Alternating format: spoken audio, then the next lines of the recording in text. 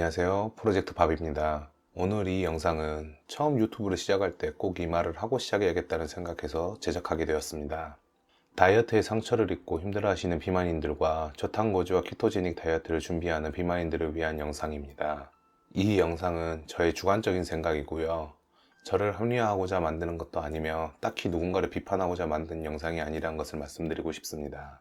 저는 여러 번의 다이어트 시도와 실패하기를 반복했습니다. 평생 초고도 비만인으로 살아왔고 많은 질타와 시선들을 받아왔습니다. 많은 사람들이 말하죠. 뚱뚱한 것은 죄고 너가 노력하지 않아서라고. 이런 소리를 제 주변 지인들과 저를 모르는 많은 사람들이 저 앞이나 뒤에서 제가 들으라고 말을 합니다. 뚱뚱한 게 정말 죄일까요? 제가 노력도 하지 않았을까요? 저는 평생 다이어트를 10번 정도 해오는 동안 한 번 다이어트를 시작하면 20kg 정도를 뺐습니다. 다이어트를 하는 순간은 최선을 다해서 뺐습니다. 그러나 항상 멈추면 요요가 와서 문제가 됐습니다. 그런데 생각해 볼까요? 어떤 사람이 반년 동안 똑같은 것을 반복하고 유지했다고 하면 정말 대단한 일입니다. 그런데 다이어트만 회가 되면 안 된다고 생각합니다. 이건 정말 결과주의와 같은 말이고, 결과가 없으니 너는 실패한 것과 같다. 이 말에는 동의하기가 힘들었습니다. 그리고 실패 시 또 다른 질타가 돌아옵니다. 내가 너 못 뺄 줄 알았다.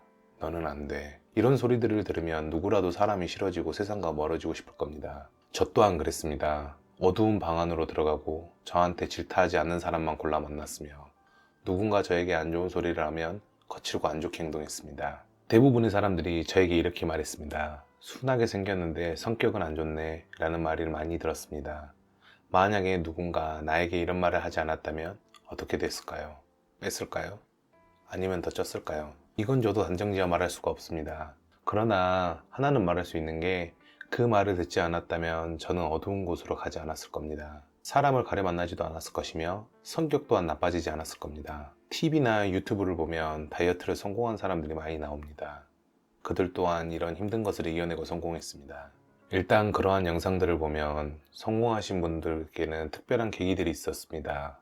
건강, 사랑, 취업, 기타 등등. 제가 말하고 싶은 것은 계기가 있어야 다이어트가 된다는 것은 아닙니다. 그 전을 보셨으면 좋겠습니다. 건강, 사랑, 취업 등은 사회에 나와야지만 겪게 되는 겁니다. 어두운 방 안이나 PC방에서만 지내면 저러한 계기들은 필요하지 않습니다. 첫 번째 말씀드리고 싶은 것은 비만으로 저희는 죄를 짓지도 않았고 노력도 남들만큼은 했습니다. 좋지 않은 소리, 안 좋은 시선을 받더라도 밝은 곳으로 나와서 사회에서 생활하면 그럼 또다시 자연스럽게 다이어트는 하게 될 겁니다. 두 번째 말씀드리고 싶은 것은 다이어트에 실패했을 때입니다.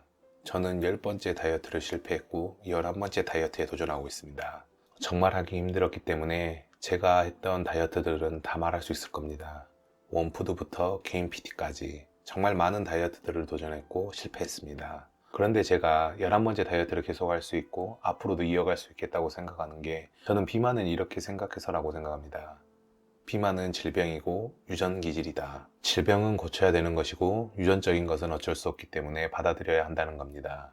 많은 학회나 학자분들이 비만을 유전적인 확률이 높고 그러한 유전적인 것에 의하여 질병이라고도 말합니다.